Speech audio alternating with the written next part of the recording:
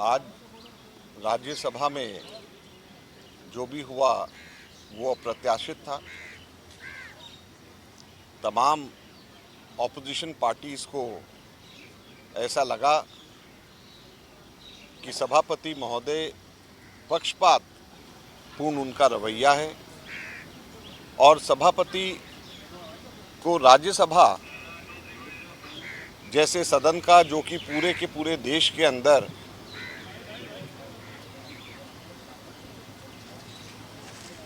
राज्यसभा जो पूरे देश के अंदर एक ऐसा सदन है जो मापदंड तय करता है पूरे देश के अंदर सभी सदनों को किस प्रकार से चलाया जाए, वहाँ पे सभापति महोदय को कम से कम किसी भी पक्ष का साथ नहीं देते हुए नज़र आना चाहिए। और ये केवल कांग्रेस पार्टी अकेले को ऐसा महसूस नहीं हुआ, तमाम विपक्षी पार्टी को, उनके नेताओं को ऐसा महसूस हुआ है कि सभापति महोदय का रवैया पक्षपातपूर्ण रहा है और विपक्ष को जो भूमिका, जो तवज्जो, जो इम्पोर्टेंस मिलनी चाहिए वो नहीं मिल रही। और अगर राज्यसभा के अंदर, सदन के अंदर विपक्ष की आवाज़ अगर पूरी तरीके से नहीं गूंजेगी तो लोकतंत्र कैसे चलेगा। परिपाटी जो राज्यसभा चलती है उसको देख करके पूरे देश के अंदर तमाम सदन और तमाम सदनों में बैठने वाले अध्यक्ष उसी तरीके का अनुसरण करते हैं। और अगर राज्यसभा के अंदर विपक्ष को ऐसा लगेगा कि उनकी आवाज़ को दबाया जा रहा है तो पूरे हिंदुस्तान में प्रदेशों के अंदर भी जो सदन है उनको भी, वहाँ पर भी कैसे लोकतंत्र जिंदा रहेगा। आज सबसे बड़ा प्रश्न ये है। इस पूरे वाकया को अच्छी तरीके से हमारे डिप्टी लीडर प्रमोद तिवारी जी ने देखा है और मैं उनसे अनुरोध करूंगा कि इसके बारे में विस्तार से आप सब लोगों के सामने और देश की जनता के सामने बात रखें।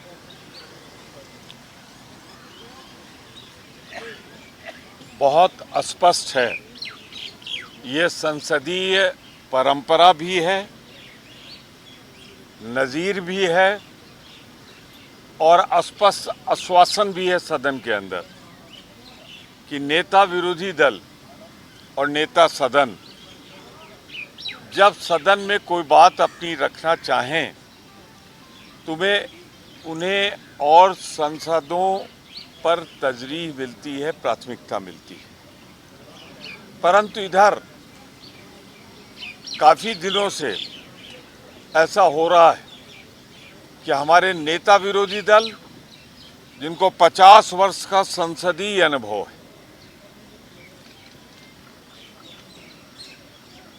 जिनका मुख्य उद्देश्य एक ही रहता है कि किसी तरह देश की पीड़ित, शोषित गरीबों की आवाज़ वो उठाएं,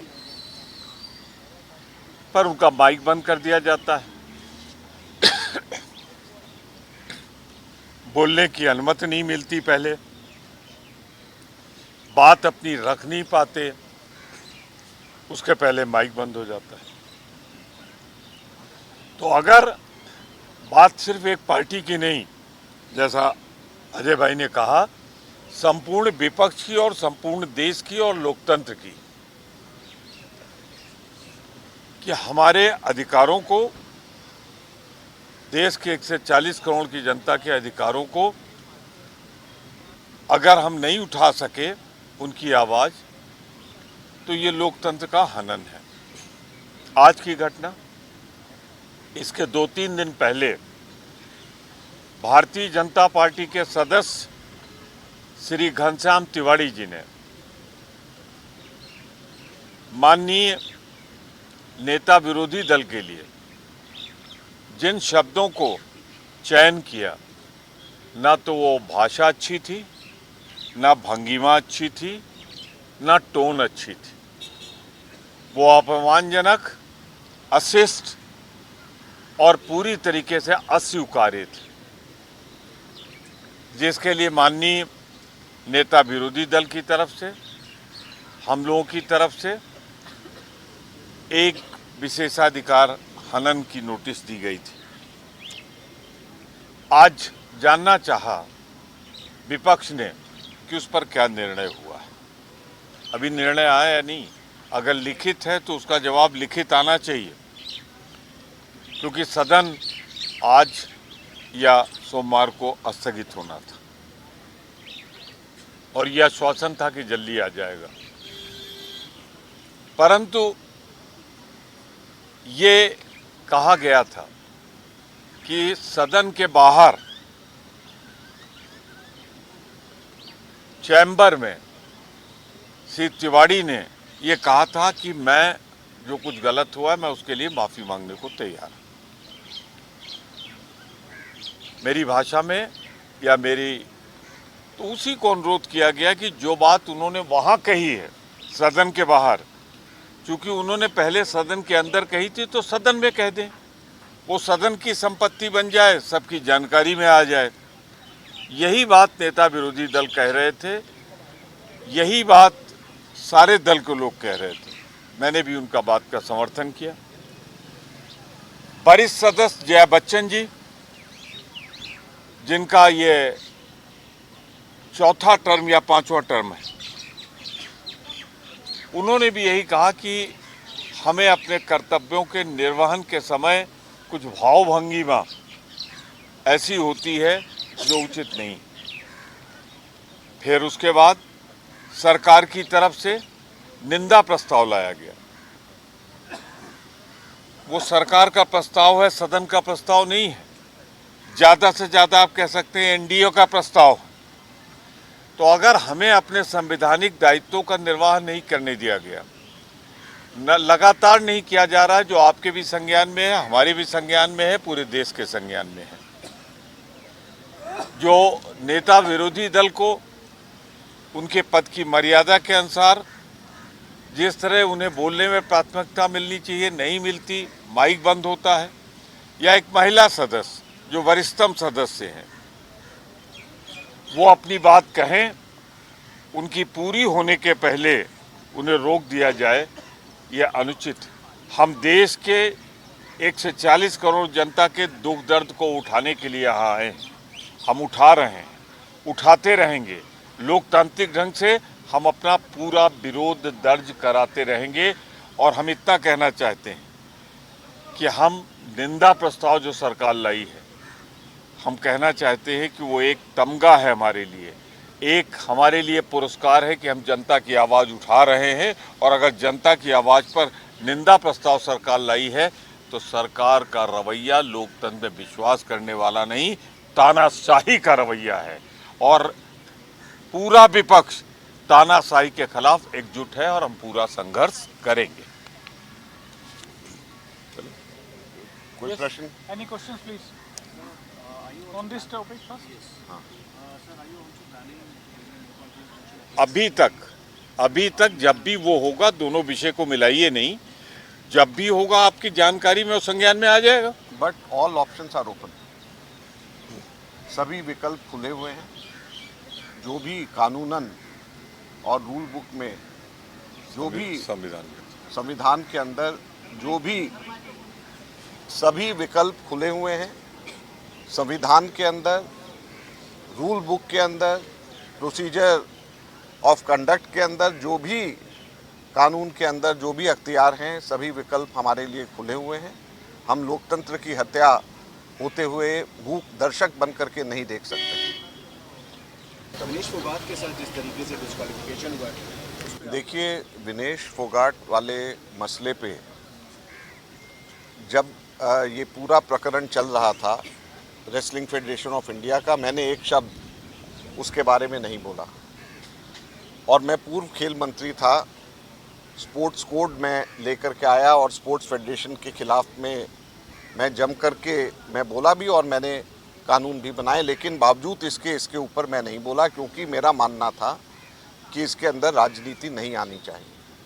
और मैं उसी भावना के साथ में आज मैं ये कहना चाहता हूँ कि विनेश फोगाट के साथ में जो हुआ है, ये हमारे देश के एक धरोहर के साथ में जो हुआ है ये बिल्कुल गलत है। हमारे देश ने गोल्ड मेडल खोया है और एक गोल्ड खोया है विनेश फोगट के रूप में। 3 गलतियां बड़ी सीधी सीधी नज़र आती हैं। सबसे पहले तो विनेश फोगट जब 53 केजी में जाने के लिए तैयार थी, 50 केजी में उनको जब भेजा गया, उन्होंने कहा कि जो 53 केजी के अंदर जो सेलेक्ट हुई हैं उनके साथ इनका मुकाबला करा दिया जाए और अगर ये जीत जाती तो इनको 53 केजी में भेज दिया जाए। तो क्यों इस तरीके से नहीं हुआ? रेसलिंग फेडरेशन ऑफ इंडिया और जो उनके समर्थक हैं वो कभी चाहते ही नहीं थे कि विनेश फोगट कोई मेडल जीते। अगर वो चाहते होते तो उसको 53 केजी के अंदर उसका मुकाबला करा सकते थे, जिसमें जो उसका फॉर्म था वो बहुत आराम से वहाँ पर जीत सकती थी। दूसरा सबसे बड़ी कमी इसके अंदर मैं भारत सरकार की मैं कहूँगा, रेसलिंग फेडरेशन ऑफ इंडिया को सस्पेंड कर दिया गया। उसके कार्यकारी अध्यक्ष उसमें बना दिए गए। तो जब suspended wrestling federation of India है तो उसके कार्यकारी अध्यक्ष को बाहर जाने की इजाजत ओलंपिक्स में कैसे मिल गई? हमारे समय के ऊपर, मेरे समय के ऊपर लंदन ओलंपिक्स के अंदर सुरेश कलमाडी जाना चाहते थे एथलेटिक फेडरेशन के तौर के ऊपर। हमारी पार्टी के थे, हमारी पार्टी के एमपी थे। मैंने बतौर स्पोर्ट्स मिनिस्टर मैंने मना करा कि ये नहीं जा सकते। हाई कोर्ट के अंदर जब केस हुआ, भारत सरकार ने, जब मैं स्पोर्ट्स मिनिस्टर था, मैंने कहा कि इनको नहीं जाने देना चाहिए, ये भारत को रिप्रेजेंट नहीं कर सकते। तो इस वक्त कैसे रेसलिंग फेडरेशन ऑफ इंडिया के कार्यकारी अध्यक्ष को इस बार वहां पर भेज दिया गया? इनको रोका जाना चाहिए। आप ये कैसे उम्मीद करते हैं कि 40 दिन लगातार सड़क के ऊपर जो एथलीट जिस फेडरेशन के खिलाफ में लड़ रही हो वो वहां पे उनकी प्रेजेंस के अंदर अपनी बेस्ट परफॉर्मेंस दे पाए? तो ये कहीं पर भी एथलीट के हिसाब से, भारत के हिसाब से गोल्ड मेडल भारत को मिल जाए, इस हिसाब से नहीं सोचा गया। सिर्फ और सिर्फ अपने वर्चस्व की लड़ाई को सोचा गया और स्पोर्ट्स मंत्रालय को मैं इस दूसरे काम के लिए ये दूसरी कमी उनकी नज़र आती है। तीसरी कमी जो स्पोर्ट्स मंत्रालय की इसके अंदर बड़ी सीधी सीधी नज़र आती है, स्पोर्ट्स कोड 2011 के अंदर मैं लेकर के आया था और उसके तहत भारत सरकार के पास में ये अधिकार है कि जब भी स्पोर्ट्स बॉडीज़ के अंदर इस तरीके से आपस के अंदर मनमुटाव होता है, झगड़े होते हैं, तो इंडियन ओलंपिक एसोसिएशन और स्पोर्ट्स अथॉरिटी ऑफ इंडिया उसको टेक ओवर करके उसको ठीक कर लेता है और जब तक ठीक नहीं होता स्पोर्ट्स अथॉरिटी ऑफ इंडिया और इंडियन ओलंपिक एसोसिएशन उसको उसके अफेयर्स को मैनेज करती है ताकि सब लोग साथ रहें। मैं ऐसे अनगिनत एग्जाम्पल दे सकता हूं जो मेरे समय के ऊपर इस तरीके से हुआ था और हम लोगों ने स्पोर्ट्स अथॉरिटी ऑफ इंडिया और इंडियन ओलंपिक एसोसिएशन ने मिल करके टेक ओवर किया, ठीक होकर के वापस दिया और वो सारी की सारी गाड़ी पटरी पे बैठ गई। तो यहाँ पर क्यों नहीं इस वक्त हुआ? सिर्फ इस वजह से कि अपने राजनीतिक कारणों से, अपने राजनीतिक विश्वास पात्रों की मदद करना, इसके अलावा कोई और कारण नहीं था। भारत सरकार अगर इसके अंदर राजनीति लेकर के आएगी और राजनीति के हिसाब से सोचेगी तो हमारे हाथ में मिले मिलाए मेडल भी हमारे हाथ से इसी प्रकार से जाएंगे जैसे विनेश फोगट का गया और इससे बड़े दुख की बात नहीं हो सकती। धन्यवाद।